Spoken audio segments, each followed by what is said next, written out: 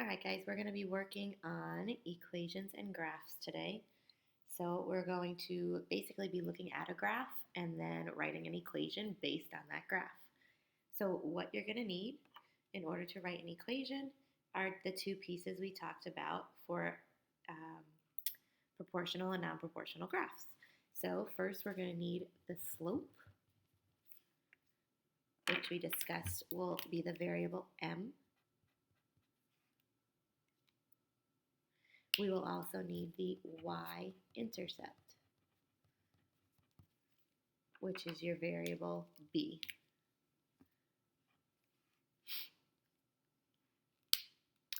If the graph is proportional, we know the equation will be written in y equals mx format. Again, where m is your slope.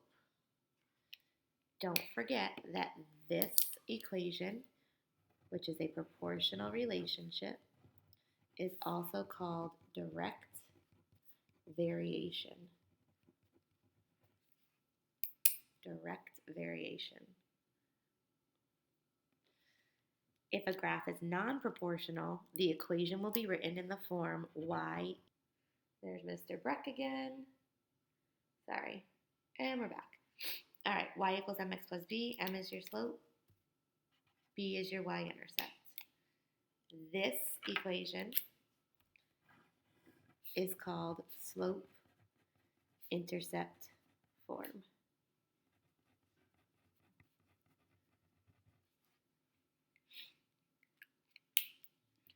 In a graph of a horizontal line, so horizontal, when it's a horizontal line, don't forget that means it is a zero slope. In a horizontal graph or a horizontal line, the y value remains constant.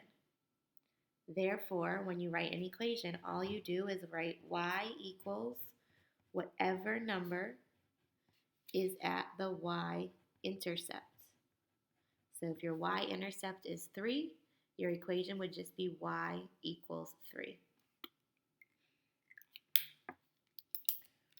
When you have a vertical line or an undefined slope,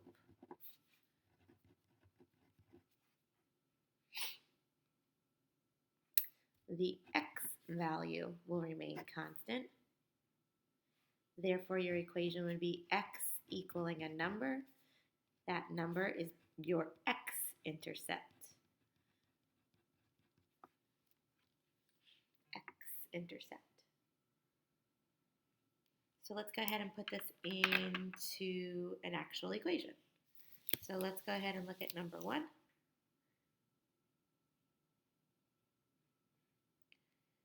Okay, so we need to first, I go to the bottom and just say, is it proportional or non-proportional?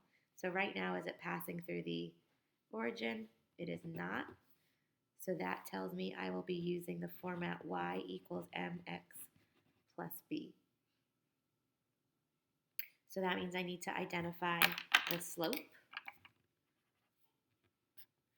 and I need to identify the y-intercept. So let's go ahead and put some points in.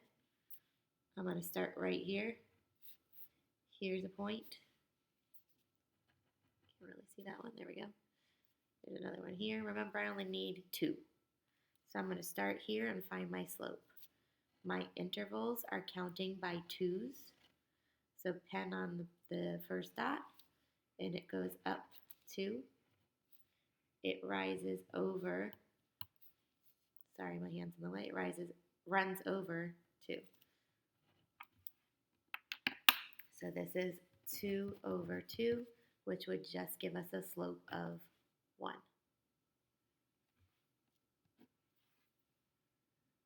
The y-intercept is right here, and it is at positive 4. So now all I do is just plug those pieces into the equation. Y equals m was 1, so 1x. Intercept was a positive 4, so we put plus 4.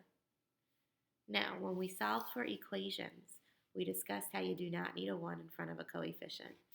So the official way to write this would just be y equals x plus 4. Let's look at number 2. Is number 2 proportional? Is it going through the origin? No. So again, we will use the equation y equals mx plus b. So we need to find our slope, and we need to find our y-intercept. So let's go ahead and look at the graph. This graph is different. It has a negative slope, so go ahead and put a negative in. Got blurry. Oh, there we go. Negative slope, so I'm writing a negative sign here.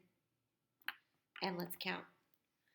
It's going down from here to here. 1, 2. However, it's counting by 2s, so it's actually going down 4. And it's running across by 2s, 2, 4, 6. So this would be 4 over 6, which can be simplified to 2/3. So my slope is negative 2/3. Let's take a look at our y-intercept. It's at -4. So my equation would be y equals -2/3 x minus 4.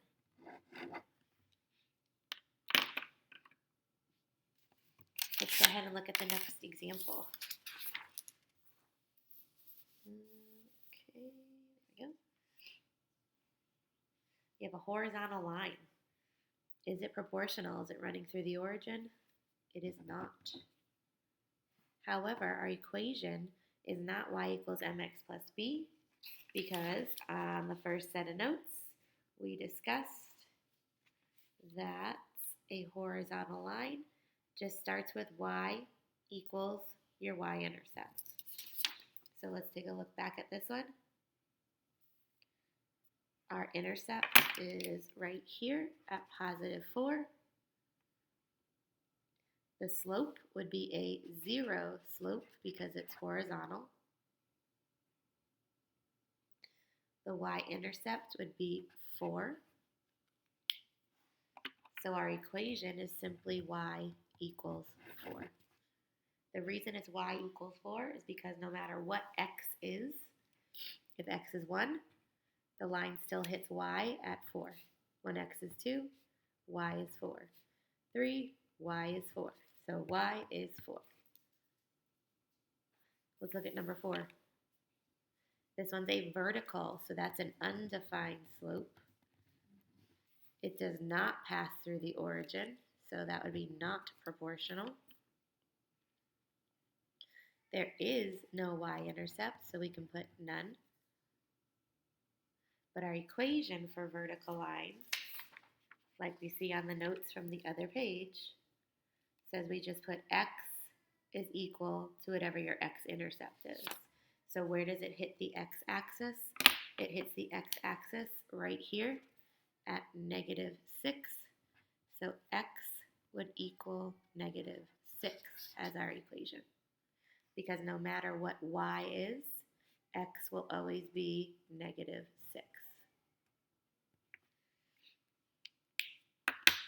Okay, let's look at number 5. We're going to read the scenarios and see which one matches up. So it says Elena has $100 in her bank account, which is where this one starts at $100. Every 3 days, she saves and adds to her account. Well, if you're adding, that would tell me my graph should be going up and to the right, and this one is not. So Elena does not fit this description. Let's look at B. He weighs 100. His goal is to gain weight and gain 10 pounds. Well, this is not gaining 10 pounds. It goes from 100 to 90. So this one, again, should be going up and increasing or positive slope, but our slope is definitely negative.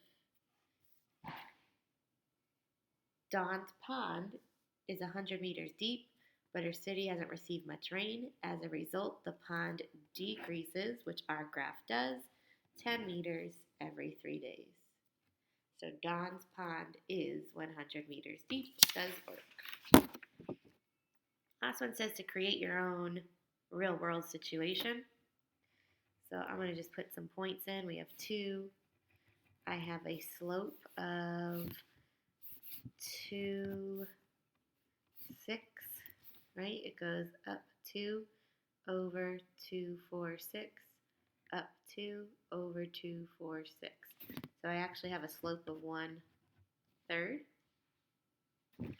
So I could say cost per, let's go ticket. So my situation, I could say it costs $1 for every 3 tickets. And then I'm done. So now you can flip this over, start your homework.